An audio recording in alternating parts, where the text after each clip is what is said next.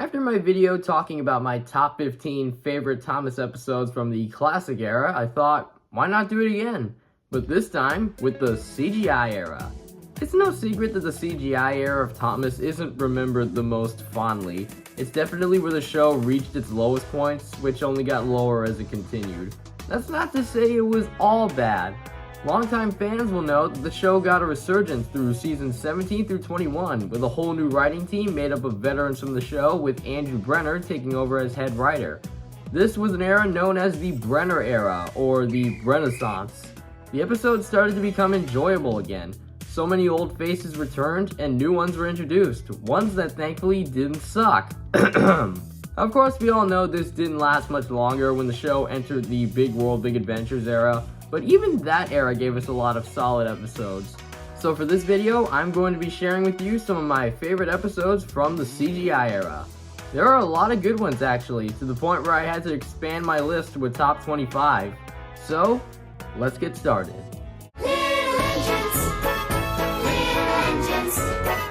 Kicking things off with a Big World, Big Adventures episode. One that some people might disagree with, but you know what? I disagree.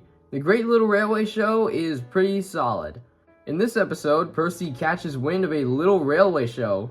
Thinking it's for little engines like him, Percy tells all the other little engines about the show, which of course causes trouble. In the end, he learns that the Little Railway Show was a show about little model trains. Bruh. This episode obviously isn't perfect. Like, it is pretty stupid how everyone abandons their work for a show that isn't about them. And come on, model trains? That's what the whole Little Railway Show was about. But aside from those issues, there are definitely some positives with this one. I like how Percy's over-exaggerated attitude comes into play here. Definitely like how Wilbur Audrey would write him.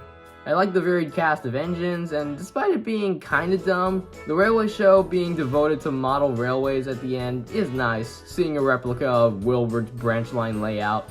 Plus, it's fitting with this episode being released during the 75th anniversary of Thomas. Overall, I like the episode. Definitely a nice bit of Thomas's history showcased in the show here. Hi there, I'm Brian Griffin, and you're listening to the Out for the Train Shower. PA Problems is an episode about Sir Topam Hat, shockingly. In this one, Sir Topam Hat orders a new public address system for the station for no other reason other than it looked cool. Of course, things go south as the new system turns out to be not so useful. The episode concludes with old reliable Edward saving the old system from the scrapyards and getting things back on track. I like this episode. It feels very similar to something like The Fogman, which is another episode where Sir Topam Hat orders something new to replace the old one, and then things get out of hand. While I do like The Fogman, PA Problems is a smidge better for me. It has that classic moral of just because something is old doesn't mean it can't be useful anymore, but done a little better and more funnier. And who better to showcase this message than with Edward, the oldest engine of the steam team. Just because they're old doesn't mean they're not useful. Pretty good episode overall. I really like it. Drive over me! Free the Roads is another episode from Big World, Big Adventures. Another that is surprisingly pretty good. This episode shines some light on the road vehicles, including Bertie the Bus and Bulgy, a character that had been gone for 14 years. Holy crap, why did it take this long for him to return? So Bulgy is up to one of his schemes to take down the railway, which actually happens when he accidentally drops a soil pack into the water tower, causing Thomas to be the unfortunate one to take it and break down. At first, Bulgy is beyond pleased with this, but he soon gets bit back in the end when the work becomes too much even for him. He bends an axle and is taken to be repaired by rail. I like this episode because when have we ever gotten a road-focused episode in the show before? When you think about it, almost never. I mean, we did get one in season 20 with Max and Monty, but that's about it. And the fact that we actually got one in this era is pretty amazing.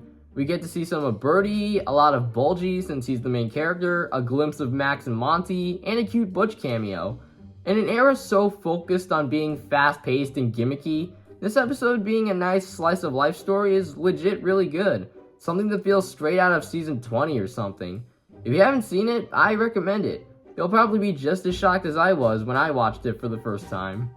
I'm scared! No. Cautious Connor is about, well, Connor, one of the new characters of the series. Connor is a streamlined express engine that always prides himself of being on time. But one day he goes a little too fast and one of his coupling rods snap off. It scares him to the point of losing his confidence and not going as fast as he usually does. It's only after a pep talk from Steven that Connor gets his confidence back. Where this episode stands out is its cast, which is made up entirely of new characters. Unless you're Thomas, of course. One of the many things the Brenner era was great at doing was adding character and development to its characters, especially for new characters that no one talks about or even likes. Connor's fear is a pretty relatable one. People can sometimes act irrationally fearful after an extremely tense situation, myself of course included. Steven is also great. I love his old man enthusiastic attitude, I love his pep talk to Connor, and I especially love how the history behind his real-life counterpart translates to the story of the episode. By the end, Connor really feels like a true character. A big and famous, but also flawed one. I know some people don't like this episode that much, but I disagree. I think it's a really good episode. I might even go so far and say it's a great episode. It's a simple story that fleshes out a character we're not familiar with, and I like it. Give it a rewatch if you can. I'm the man of the house now, which means there's gonna be some big changes around here. Dowager Hat's Busy Day is a very funny episode. Sir Topam Hat is ill one day, so his mother, Dowager Hat, takes over as controller for the day. Dowager, of course, has no idea how to run a railway and ends up sending the wrong engines to do the wrong jobs. And it's only until Emily speaks up about the chaos that the duo was able to get things back in order. I love this episode, simply because it's a riff on past episodes. Hilarious in-jokes and callbacks to the stupidest of episodes from past seasons, such as delivering a giant inflated balloon on a flatbed, or collecting a single package on a flatbed from the docks, and sending an obviously inexperienced engine to pull the express. I cannot believe I used to like these episodes as a kid. Even the entire plot itself is a remake of The Green Controller, where someone who isn't suited to be controller is put in that position for a day and causes trouble. You can tell the crew was really having a lot of fun with this one, coming up with the weirdest characters to pull the weirdest trains. Heck, I was having fun with this episode when I rewatched it. What also works about this episode is how it uses Emily, particularly in the end when she steps up to the plate and puts everything right. Her scene when she tells Dowager off feels straight out of her original appearances, where she was always strict toward other characters. Emily didn't exactly have the best run of episodes in CGI, especially the ones where she's always down on herself. So seeing her original personality here is a great change of pace, totally in line with how she should be written. This episode is definitely for you, especially if you're one of those older fans that hates how stupid previous seasons of the show got. It's certainly a laugh and a half. Am I the only one who thinks that now we're at an alarming speed? Wayward Winston is one of the first episodes of season 17 from the Brenner era to come out, and it's definitely one of the best episodes from that season. This is another episode that feels straight out of classic Thomas, a character that wants to do something they know is dangerous and live to regret it. This episode shines light on Winston, Sir Topam Hat's inspection car. Sir Topam Hat isn't the best at driving Winston around, and he's gotten tired of always being bumped around by him. He wishes he could go off without him for once, and that opportunity comes when he doesn't tell Sir Topam Hat to put on his brakes and ends up driving away on his own. He enjoys it at first, but after a slew of events, he gets scared and wants to stop. It becomes an exciting chase to stop the runaway Winston before things get worse. I love the whole chase, of course, but what makes this episode even more great is that Winston wasn't entirely in the wrong. Sir Topam Hat was just as much in the wrong as Winston for not putting on his brakes, and Winston was in the wrong for not reminding him. It's like a two sides of the coin situation kind of thing. Both made a mistake in one way or another and own up to it. This is a great episode, one that feels like it would fit perfectly in something like Season 5, both in terms of how the events play out and how everything wraps up. Another solid entry for sure. Ready or not, here I come! I'm getting warmer any second now! Hunt the Car is another Big World Big Adventures episode, starring Bill and Ben. In this episode, Bill and Ben hide a truck from Edward, thinking it has harmless fun. But when they learn that the truck Edward was supposed to deliver was filled with decorations for the Earl of Soto's Christmas party, they become guilty. They search for the truck, but for some reason they can't find it. It isn't until they own up to Edward about their actions that Edward reveals he was actually playing with the twins and had found the truck the whole time. This episode is yet another that feels very classic Thomas-esque. That classic style of humor and writing feel very much from Audrey's own writing. Bill and Ben were a special treat again, and it's fun to watch their trickery and mischievous attitudes on display, and it was especially cool to see them try to set things right. I also love how Edward was used in this episode. It feels very much in character for him to know the twins' tricks and expect them to pull a trick like that. Nice to see Edward's playful side of his personality again. I'm also just in general surprised Edward made an appearance in this episode at all, let alone play a huge role, considering Big World Big Adventures wrote him and Henry out of the show. So seeing him again feels special. Another good episode, and a nice Edward, Bill, and Ben episode. The first one where they interact since season 3, I think? Wow, if it really was that long ago, I am shocked. Though I will say, I don't really like the new voice actors for Bill and Ben. Like, what happened to the original actor for them? The new voices just sound kinda weird to me. The trouble with you, Edward, Is it you don't like games? no fun at all. You're just boring. Oh well, not a huge deal. You're old. Toby felt a lot like an afterthought in CGI. Almost all of his episodes this era were pretty bad. They always depict Toby as a huge scaredy cat, and I don't know why. They don't feel like the Toby we know and love, and feel like they were made because the crew had to, not because they had a real story they wanted to tell with him.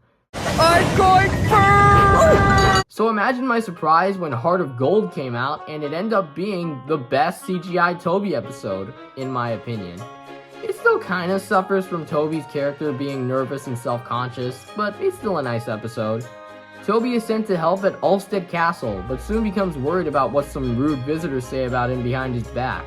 In the middle of the night though, some thieves steal King Godred's crown, prompting Toby to chase after and capture the hoodlums and prove his worth. This is definitely Toby's most cinematic episode from this era. Right off the bat, I love the opening prologue showing the two thieves on screen. It adds a lot of mystery as to who these two men are and helps raise some stakes to the episode once we move into the last half or so. The whole chase sequence in the end is the standout for sure.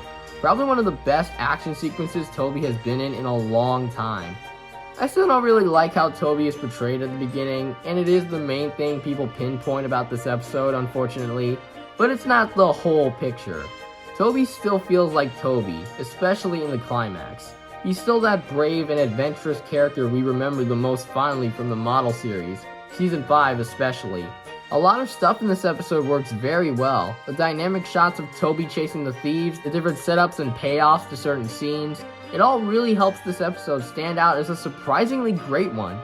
This is the Toby we know and love from the classic seasons, not the one who is always scared and wimpy. Another sleeper hit from Big World Big Adventures. I don't see anyone talk about this one that much either. It's amazing. You're a genius. He's just like new. Duck got a lot of love in the CGI series, getting at least 2 or 3 appearances per season. He has a lot of good episodes like The Thomas Way and Duck and the Slip Coaches, but my favorite from this batch is, and get ready for this, School of Duck, another Big World Big Adventures episode.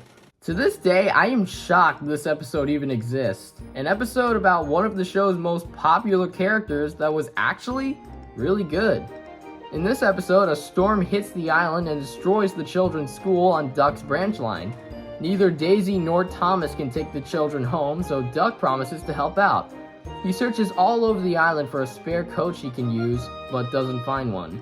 In the end, he finds an old coach, rusty and alone in a siding, and finds good use for it as a school classroom.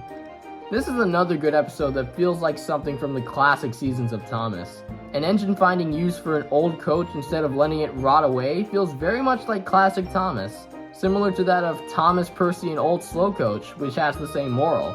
Another thing I like about this episode is how it uses Duck. When you think about it, most if not all his episodes in the CGI era were more about other characters like Thomas or James or Skiff. So it's nice to get an episode that's fully about Duck, helping someone in need. It's also worth noting the subtle setup and payoff regarding its message about finding something useful from something old. But bung on a couple of chains, and this'll make a brilliant swing for the kiddies' playground. Repair, recycle, reuse. And it could be months before that school gets repaired. And that's when Duck had an idea. Repaired? What did Reg say again? Repair, recycle, reuse. This was a really nice episode. One that I weirdly don't see a lot of people talk about. If you haven't seen it yet, you should definitely seek it out. You won't be disappointed. Snow Place Like Home is a Christmas episode starring Victor and Kevin, the duo in charge of the Sodor Steamworks. In this episode, we learn that Victor has a very passionate distaste for snow, which made sense since he's from a country where it never snows. But when Kevin goes out in the snow and gets stuck in a bank of it, Victor starts to become worried for him.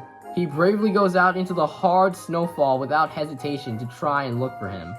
I love the way Victor is used in this episode. He's always been one of my favorite characters from the CGI series, and I love how this episode dives further into his character, giving us something new to him we never knew up until this point. Though, let's be real, it will never hold a candle to his backstory in Blue Mountain Mystery. Of course, we all know Kevin is alright and still at the Steamworks, but it's still so great seeing him trudge through the snow when he thinks his friend is in danger.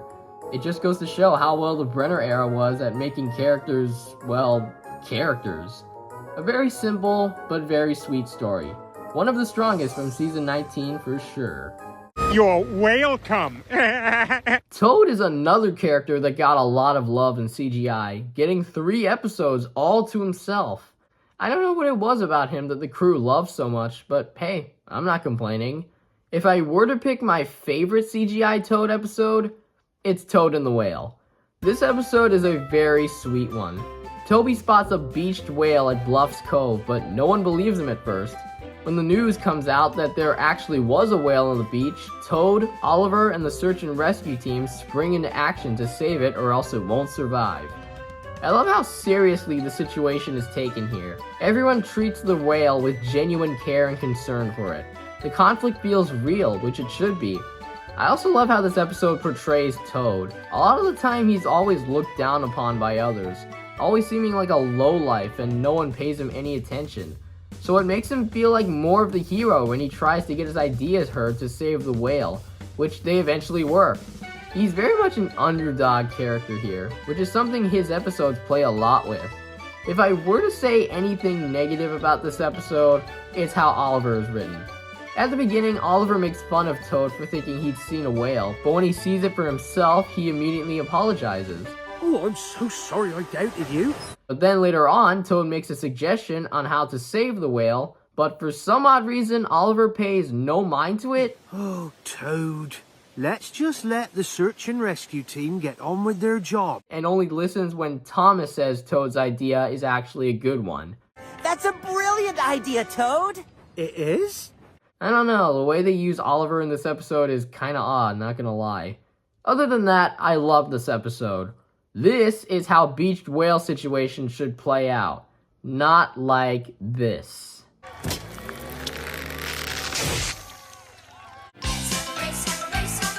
Over the Hill is another funny episode. This episode is about Steven and Glyn.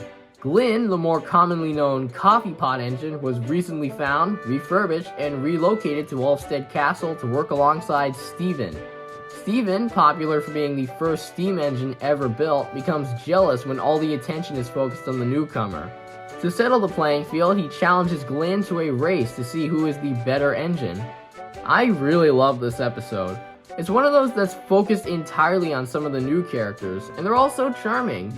I love Glyn's backstory at the beginning. I love how Steven's real-life history plays a part in his personality again. But what makes this episode this high on my list is its humor. This episode has a lot of that self-aware humor, in the sense that they get away with how silly the story is. I love how the first half sets up some tension between the two leading up to this big race, only for it to start and they roll out at their regular slow pace. It's so funny. What's even more hilarious is that halfway through the episode, they just forget about the whole race being even a thing, and instead start talking about the current state of the world and throwing jokes at passing engines. As much as I like the Christmas coffee pot, which is Glynn's return to the series, Over the Hill is a little more enjoyable for me. I love self-aware humor, and this episode gives you that. It's a laugh fest, and you should definitely check it out. I know everything, and you know nothing. Daisy is another returnee that got a lot of spotlight episodes, most of which I think are really good, from Ryan and Daisy to The Way She Does It, to Daisy's Perfect Christmas, etc. If I were to pick my favorite, it's the railcar and the coaches. In this episode, Thomas is sent to work at the quarry for a few weeks, leaving Daisy in charge of his branch line. Daisy, being a diesel rail car, can carry passengers on her, so Annie and Clarabelle, Thomas's coaches, are no use for her and are mistreated unfairly by Daisy because of this. When they finally get the chance to, Annie and Clarabelle are coupled up to Daisy and play a cheeky trick on her that works a little too well. Daisy thinks something is wrong with her and leaves the coaches stranded at the station. It goes without saying that the main trio is the biggest standout of the episode. Daisy is her full-on classic character, as she should be, boastful and snooty and thinks very highly of herself. But the stars of the episode are Annie and Clarabelle. I love that this episode shows more of a devious side of them as they play their prank on Daisy. It's kinda cool seeing two characters who are usually very nagging do something naughty for a change. Thomas was always at his best when everyone acted super jerky or straight up savage toward one another. If you haven't seen this episode, I recommend it. It will definitely make you chuckle. This isn't my train! Gordon and Spencer have had a long ongoing rivalry. Whenever these two showed up on screen together, one always had a bone to pick with the other. Gordon always feels like he has something to prove whenever Spencer is around, and Spencer is a snooty a-hole who always thinks highly of himself and never lets Gordon forget it. It's always a never-ending loop of insults, competition, and overall pettiness. Confused Coaches is a Gordon and Spencer episode, and the final one we ever see with these two. This episode starts off solid enough with Gordon and Spencer throwing smack at each other as usual. Spencer decides to pull a trick on Gordon by sitting at his platform, forcing Gordon onto the one next to him. This causes some confusion when the wrong express trains are coupled up to the wrong engines. Only after Gordon notices the mishap does he chase after Spencer. Everything gets sorted out in the end, of course, but what makes this episode great is the ending. After the mess is sorted, Spencer and Gordon both give genuine apologies to each other and finally put their differences aside and become friends. It feels like the crew wanted to give a proper end to Gordon and Spencer's rivalry, and they delivered just that. This is the final time we ever see Gordon and Spencer interact with each other. Spencer doesn't appear again after this episode, other than a quick cameo the following season. It genuinely feels like the true conclusion to Gordon and Spencer's rivalry. It's a rare episode where characters actually grow and change and put their differences aside permanently. After 14 seasons, Gordon and Spencer are finally, at long last, friends. If you're a fan of Gordon and Spencer and the rivalry between the two, this episode is another one for you. Another high recommendation. Terrence Breaks the Ice is a Thomas and Terrence episode. The first since the very first season. Wow. In this episode, Terrence is helping men to cut trees down for the winter season beside the line where Thomas goes to collect them and bring them to the big station. They catch up with each other one day, and Terrence reflects on the time he saved Thomas from a snowdrift, complete with a full CGI recreation from the original Season 1 episode. One day, Sir Topam Hat sends Thomas to collect a big tree near the lake Terrence is working on.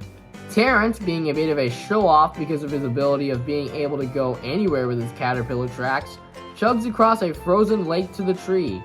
On his way back, however, cracks begin to form, and Terrence breaks through the ice. With quick thinking, Thomas manages to save Terrence from falling into the lake. This is a very simple episode with a lot of heart to it.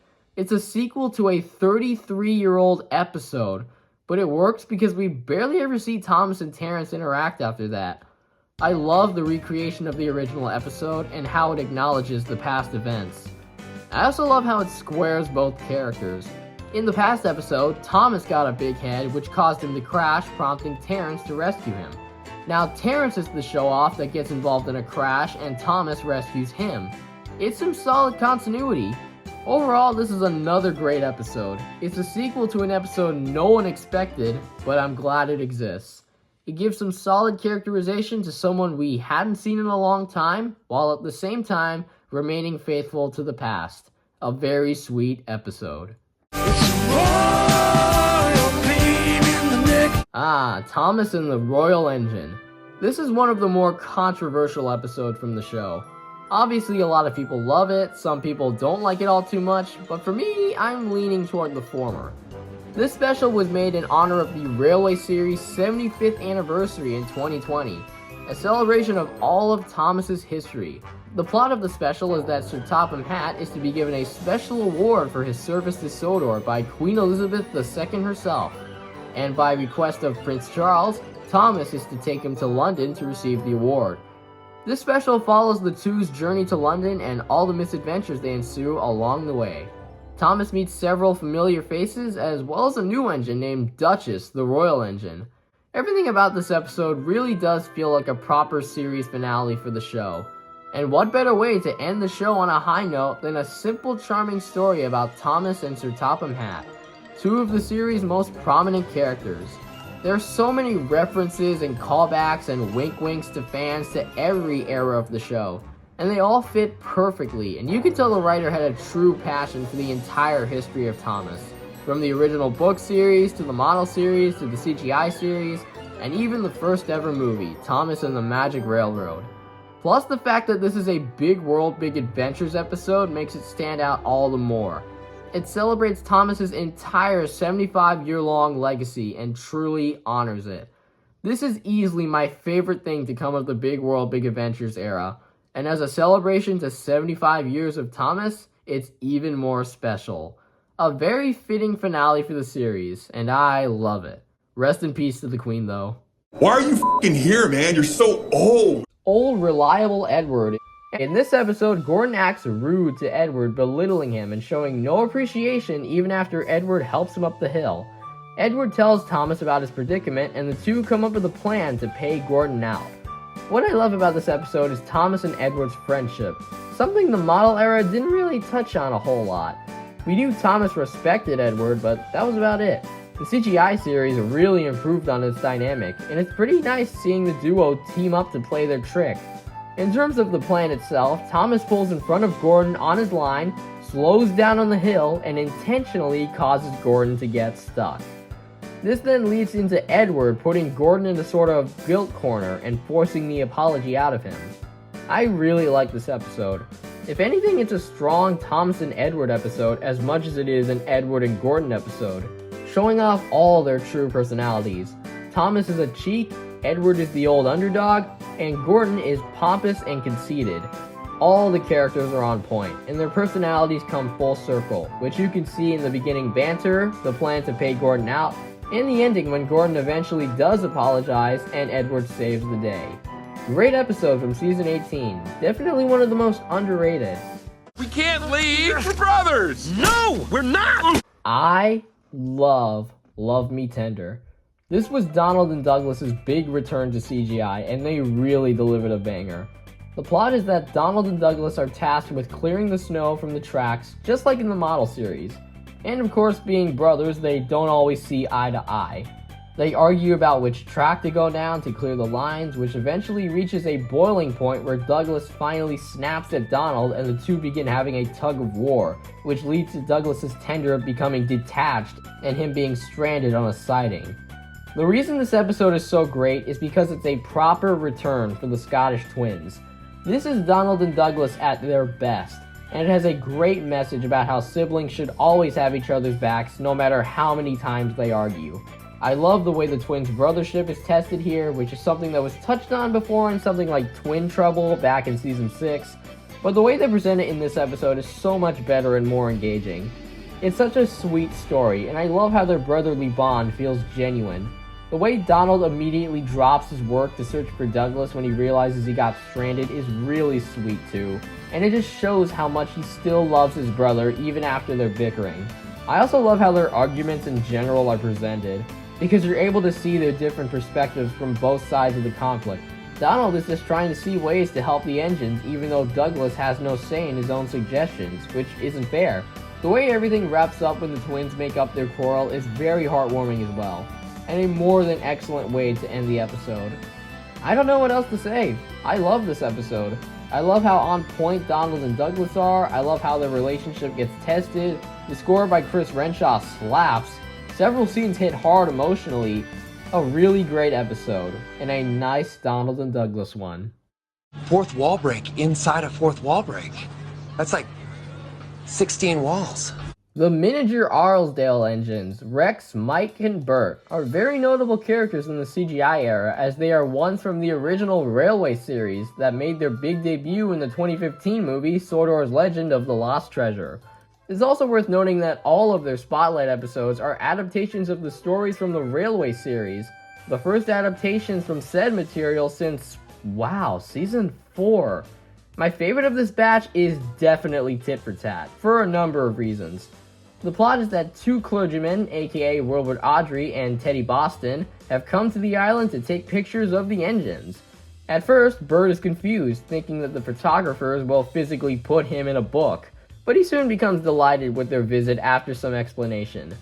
One day, after some rainy weather, the photographers decide to take pictures of Bert, but their car accidentally runs through a mud puddle, splashing Bert's face. Thinking it was on purpose, Bert decides to get his revenge by splashing one of the clergymen back. He, of course, gets reprimanded, and the two clergymen apologize for splashing Bert. They decide to make it up to him by cleaning him up, writing about him in a book, and showing him off on television. Hey, wait a minute.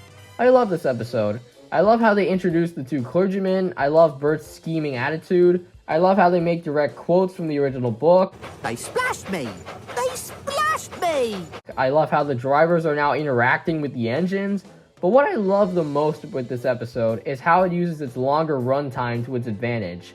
The original book is shorter than the actual episode, and the way they're able to pad out the story to fit the 8-minute 45-second runtime was very clever. And of course, how could I talk about this episode without mentioning the ending? That sneaky fourth wall break to fans, acknowledging that the books and TV show about talking trains actually did happen. They're even gonna write about me in a book and show me off in moving pictures on the television too. Don't be silly. That's never gonna happen. He must be having you on. But it did happen, didn't it? I never thought another Railway series book would ever be adapted again, and this episode feels all the more special because of that. They didn't have to adapt existing material. They could have easily created a new story, but they didn't. This is fan service at its best. I highly recommend it. Well, you can't quit! You're fired! Goodbye, Sir Topam Hat, in my opinion, is one of the best ensemble episodes of the CGI era. In this episode, Percy overhears some station workers talking about what he thinks is Sir Topam Hat leaving Sodor. The engines all think he's leaving because of how much trouble they cause him, so they decide to work as hard as ever. However, things only get worse when Percy witnesses the same men clearing everything from Sir Topam Hat's office. When everyone hears the news, they decide to go on strike to try and save their controller. What I love about this episode is how much all the engines care for their boss. Sir Topam Hat has this weird trend on the internet for being an evil dictator who treats its engines like slaves, and I've always found that to be so stupid. Yes, Sir Topam Hat gets cross with his engines a lot of the time, but he does it out of love and concern, not because he adores relishing in their pain. All the engines still love him despite all the confusion and delay they cause, and the fact that they go through all this trouble just shows how much they care for him. Of course, it's all a big misunderstanding, and the episode concludes with Sir Topam Hat saying he's not leaving Sodor, just decorating his office. But it still shows how much the engines love Sir Topam Hat and are able to come together as a unit to help a greater cause. Even Devious Diesel puts on a smile to please him. Overall, another great episode. I love ensemble stories, and this is easily my favorite of the show. I highly recommend it. It's Christmas time on Sodor. Letters to Santa is a Percy and Harold episode, the first since season 6. Holy crap, the Brenner era really gave us so many returning tropes and rivalries. It's Christmas time on Sodor, and usually Percy is at his busiest, hauling more mail than usual filled with letters for the North Pole. Harold asks Percy if he needs help one day, but asks it in a way that seems like he's belittling Percy. This angers Percy to the point that he decides not to speak to Harold the next time he sees him. Things obviously go south when Percy is stopped by a snowdrift in the middle of his line and reluctantly gives all his mail to Harold to continue on. However, a blizzard makes the journey difficult for Harold, and when Percy hears that Harold never made it home, he begins to worry. Percy drops everything and searches for Harold, finding him in a field out of fuel. He does the right thing and brings him more fuel for him to fly back to Sodor. This episode is great, not just because it's a Christmas episode, and I love Christmas, but because it shows what the true meaning of the holiday really is. This is a time of year where you should set aside your differences and be there for those in need. One good turn deserves another, and this episode exemplifies that greatly. Harold helps Percy by delivering his mail the rest of the way, and Percy helps Harold by bringing him his fuel when he breaks down. It's amazing that we got an episode starring these two after 14 years. And what a better duo to focus this important moral on than the frenemy duo that is Percy and Harold. When the holidays roll around, give this episode a watch. You won't regret it. It's Christmas time, all down the line. Last Train for Christmas is another Christmas episode, but this time it plays as an ensemble. The plot is that Connor is trying to take his remaining passengers from the mainland to Sodor.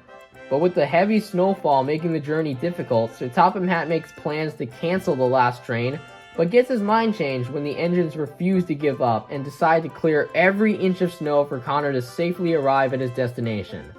Right off the bat, this episode has a lot of heart, which you can see from Connor's promise to get all his passengers home, to the engine's determination to help Connor when things become too difficult, to even that scene of Sir Topham Hatt seeing a little girl hugging her father, as it shows that he realizes how important it is to get everyone home in time for the holiday.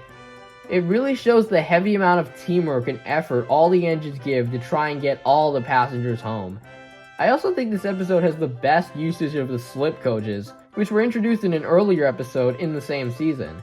It's such a weird concept having coaches that can be uncoupled without having the engine to stop, but the way they're used in this episode is pretty unique. Just like Letters to Santa, this episode shows how Christmas is a time when you should always be there for those in need. And while I love Letters to Santa, Last Train for Christmas, at least for me, is a smidge better. It's more heartwarming. It shows how every engine plays their part in clearing the tracks, the urgency of the situation feels more clear, it's just all around a great time.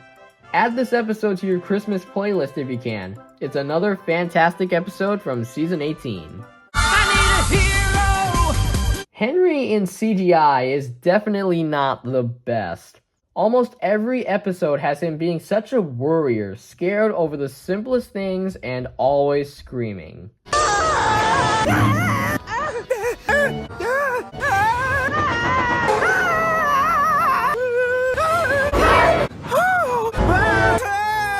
There is one episode though that gets him totally correct, and that's Henry's Hero.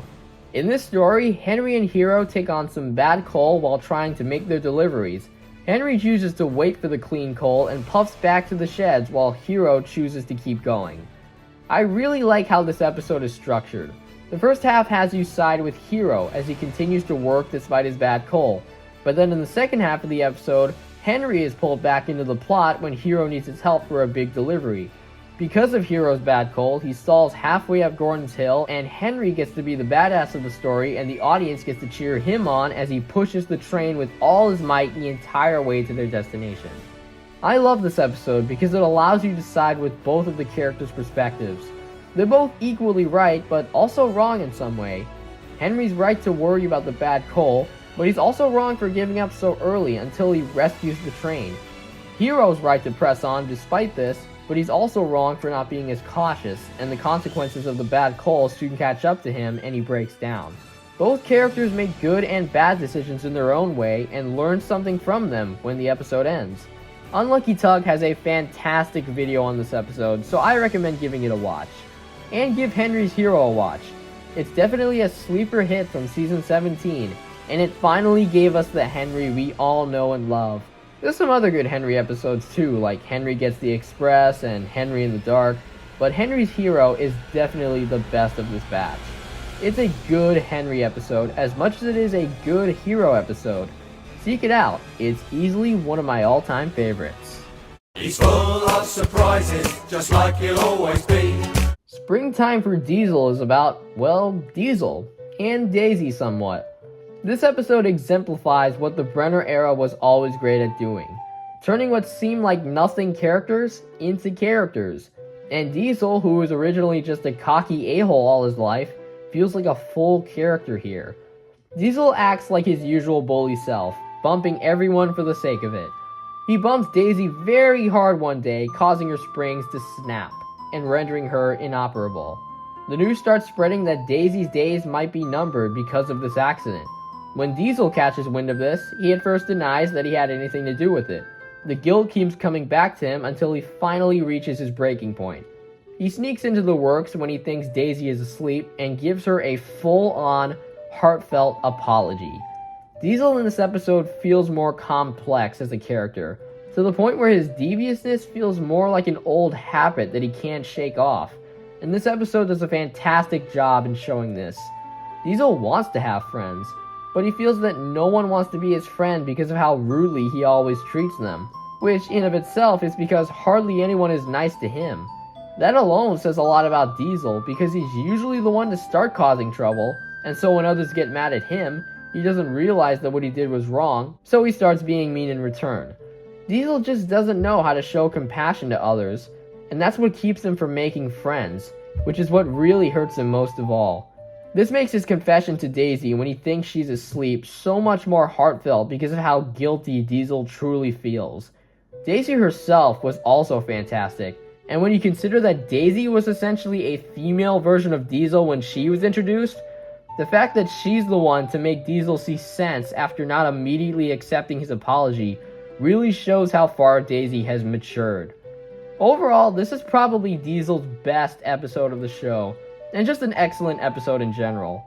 While it's a shame they don't stick to this character development, it shows that there was potential for Diesel to finally change his ways. Easily one of my favorite episodes of the show. But there's still one more that's even better. Not So Slow Coaches is easily my favorite CGI Thomas episode, for a number of reasons. This episode starts off simple enough, showing what Thomas's life is like on his branch line. These two coaches, Annie and Clarabelle, are pretty naggy toward him, and Thomas, while very caring and nice on occasion, is also pretty cheeky. Things go out of hand one day when Thomas leaves Annie and Clarabelle in the yard in a hurry to finish his other jobs. While they have a little nap, Charlie accidentally gets the two mixed up with Caitlin's express train, and they get coupled up to her. Annie and Clarabelle are now stuck on the fastest ride of their lives, and it's all up to Thomas to stop Caitlin and get his coaches back before she leaves Sodor and into the mainland. One thing I love about this episode is its concept. Annie and Clarabelle being coupled to a high-speed express train sounds ridiculous on paper, but the way they show it is actually kind of cool, and seeing them getting dragged along with the train is both hilarious and suspenseful.